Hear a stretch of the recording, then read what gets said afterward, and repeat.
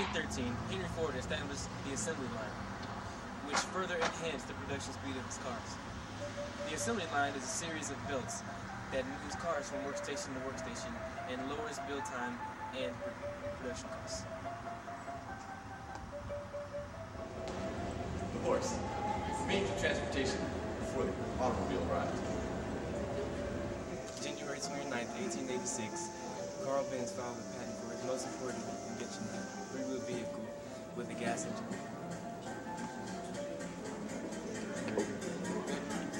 My battery died. Wheel carriage invented by Gottlieb Daimler in the same year, which also uses an internal combustion engine.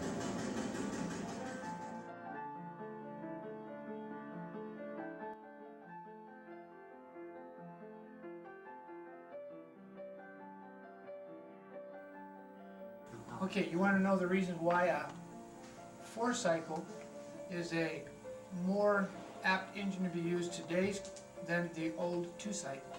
Probably the four most important ones would be maintaining a higher speed in RPM. Two-cycle, although accelerates very well, cannot maintain that high speeds. It can run more efficiently at a higher speed, that is a four-cycle can. It burns fuel better, it doesn't have the problems that a two-cycle does at those higher speeds. It therefore is also more environmentally friendly due to the fact that you're not mixing oil with your fuel. The fuel, in this case, being just a gasoline, will tend to be a little bit more friendly as far as the environmental output of what you come for the tailpipe. And you got a longer life. Longer life because the engine is not going to be running at such a higher RPMs to maintain the higher speeds. Your engine is going to last longer. This is the first modern automobile invented by Mercedes in 1906. It featured an engine that was very light and had a low center of gravity in the front of the car. This made it so the cars wouldn't tip over during high-speed maneuvers and corners. Also, the gas pedal is on the right, the clutch is on the left, and the brake is in the middle, like our modern setup today. In 1920, the truck gradually took over the horse and the cart across the country. The advantage of having a truck, as you can plainly see, is the sheer size of it. Look at it, it's huge. A horse-drawn buggy doesn't have this kind of space. Look at it. Come on. Another advantage over having a car over a horse is you get about 215 horses in this car. And only one horse, you buy a horse. So it's pretty quick. Top speed is about 155 miles an hour. Horse don't go that fast. 1950s and early 60s, Mercedes started focusing more on safety. Key features like airbags and safety harnesses, otherwise known as seatbelts.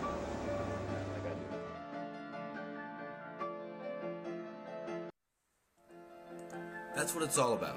If something can carry more people, move more things, go faster, and operate safer than what was in use before it, then a lot of people are going to start using it soon. That's exactly what the car did to the world. It made people's lives easier.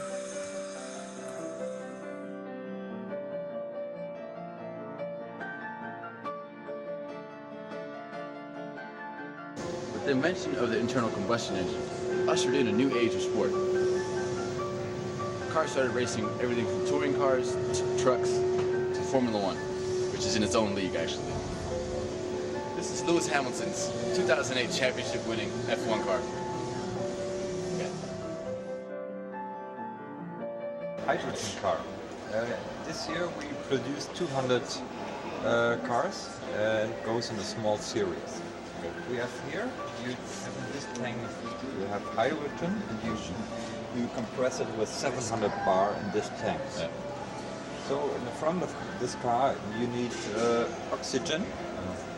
Here you need the hydrogen and you mix it in this tank. Yes, in this fuel cell.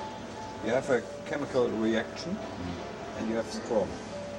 The strong, you take it to the electromotor and you can move the car.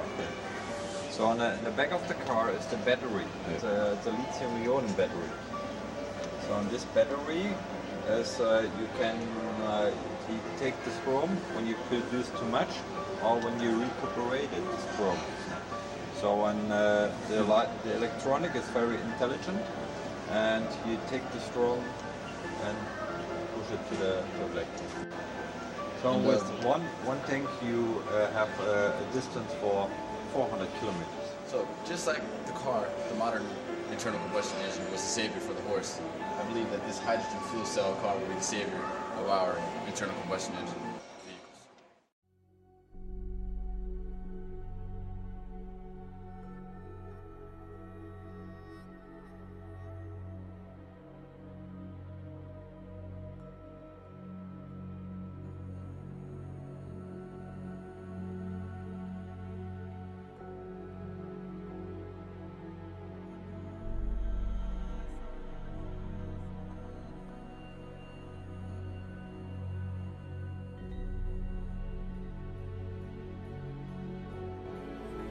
Technically, the first automobile was invented by Nicholas Cugnan in 1769, but it was propelled by a steam engine which wasn't very practical. It was too heavy and too slow. The world wouldn't be sent into the automotive era until Gottlieb Daimler and Carl Benz successfully produced the first gasoline-powered vehicles, which, as you can see in today's world, are more practical. That being said, the invention of the automobile created the modern world.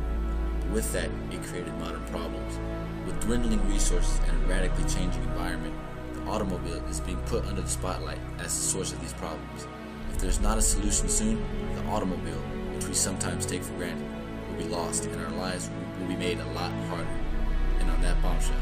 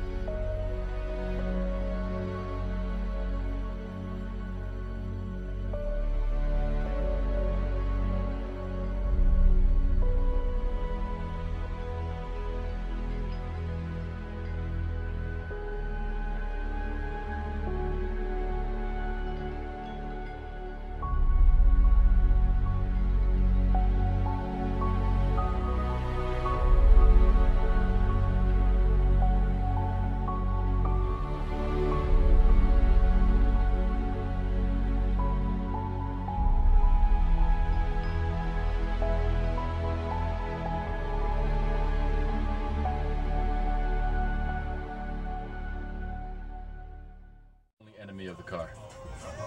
Traffic. Look at it.